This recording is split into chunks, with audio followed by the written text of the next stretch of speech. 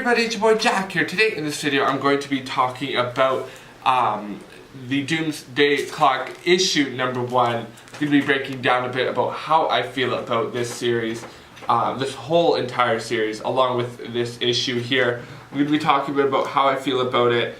Obviously, if you don't know, the Doomsday Clock series is a tie-in to the Watchmen universe and the DC universe. I'm going to be breaking down every issue in a typical comic breakdown, but I'm going to be doing this in a whole separate series. I'm going to be talking about every issue there. Besides that though, let's dive into it. But before I do, I just wanted to give a shout out to someone who commented on the Comic Boxer video, which this issue came from.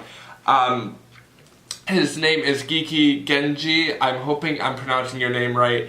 If not, I'm putting it on screen and linking it down below. But he asked me if I could cover that. I was thinking about covering it, but he asked and I'm like, sure, why not?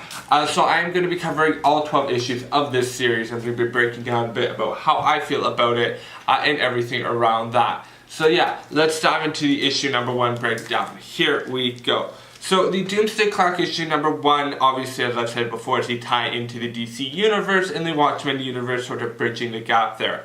What I really do like about this comic, is obviously firstly the 9 panel setup per page. Now, each page has like a setup of 9 panels, meaning like 9 little probably about size of playing cards, and there are like 9 of those. And I really do like that because compared to a lot of the other comics that are like currently on the market, this one is really good and very simple to read. It's not hiding anything. It's not trying to distract your eye with the different pathways that it's trying to do, which I'm fine with for most, for a lot of the comics. But I think this is what this comic really excels at, is having just that simple 9 panel setup, because it really can achieve a great and simple direction with this.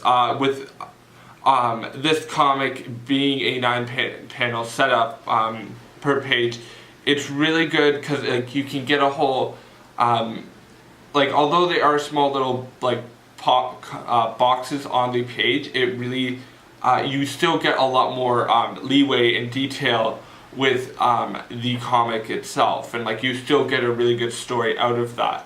Now when it comes to the story for this first issue, I felt it was a really good story. Full disclosure, before I dive into the story and everything, I haven't read the Watchmen comics, even though I really should. But I've watched the Watchmen movie, which I know probably isn't I know it was pretty accurate to the books, but I know there were a lot of inaccuracies there. But from what I know about the comics and everything, it does tie in pretty well and it bridges the gap a bit. But what I like about this story is firstly, the beginning and the end are pretty much the same directorial shots. You have the first shot, the first page is sort of it starts off and it's a face-to-face kind of thing. You see the protest happening in, I believe it's New York and everything. And then there's this whole pull-up shot where it's it starts, at the end of it, starts pulling up and everything, visually. So you see the people and the expanding, the overview of the protest that is happening itself. The same thing happens in the ending. It's a conversation between Clark and I believe it's Lois Lane, but Superman and everything. And it starts off with this whole conversation about so it starts off as this whole conversation about his family and everything and his lineage and everything. And it starts with this whole conversation about that, but it really extends past that, and it's a really good conversation to be had, but it does the same thing as the beginning here, as it leads, it goes from a face-to-face kind of shots and goes up to an overhead shot just of the two of them in bed having this conversation. So yeah, it was just it was interesting in the storytelling perspective of how they use both shots, but yet in both different situations. And it was I liked it that they did it with Superman, because I know Superman's very much of a for the people kind of person and everything, and people have been calling him like a social justice warrior and stuff.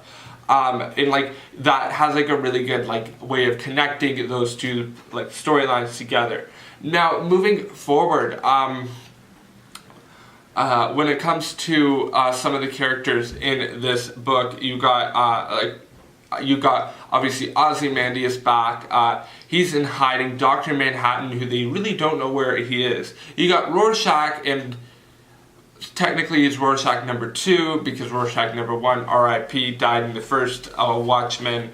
But you get this, you get a second Rorschach there, and they build the team up a bit. They got, I believe it's like the serial killer guy, and you got the like his like wife or whatever, and it sort of builds a story there. And now obviously, and I know just based off of the first Watchmen film. So yeah, like I just like how they they're building this up in this first issue. They're really teasing out a lot of stuff here. They're building up with a lot of different characters.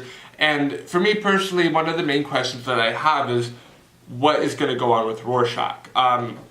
Obviously the second Rorschach is going to be different than the first Rorschach.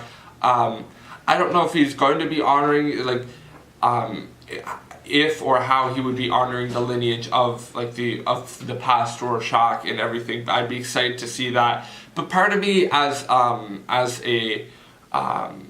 someone who loved the movie of Watchmen, I am a bit insulted. Like, I just don't love it that like we have a second Rorschach. Like, I would have loved Rorschach to be just a one-person character, because he had such a beautiful arc in the movie, and like I know that really transferred over in the from the comics. And like I get it, like having a second Rorschach and everything, but I just really loved him as a standalone character. And the one thing I'll say that is an issue like that I'm really wanting to see the second, third, and like 12th issue from now is whether or not Rorschach is going to be the same as like the first Rorschach, or how he is going to change a character themselves. Besides that, though, I am really excited to see where the other characters will lie, and everything, and what's going to happen with this Doomsday Clock. I really do like this first issue. It had a really great story there. One thing I'll say about Rorschach before I head into my last couple points here is they use really good like head-on shots, or they'll use like half a face shot or like something like that. Like they really encompass Rorschach's face and everything. And like obviously Rorschach's face is based off of the Rorschach test, which was a psychological test that happened in order to measure psychology and stuff. But they used a really good direction there. They had a really great idea of what to do, how to do it, and everything. Whether they show like in the comic itself, they have those moments where it's like Rorschach's full face, or like, and it's like it's just some spot, like, and it's like you as a viewer can judge on whether or not what kind of mood you think he is in himself.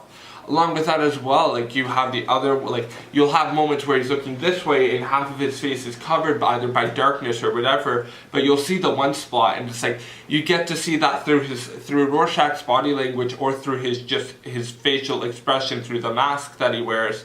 You get to see an idea of how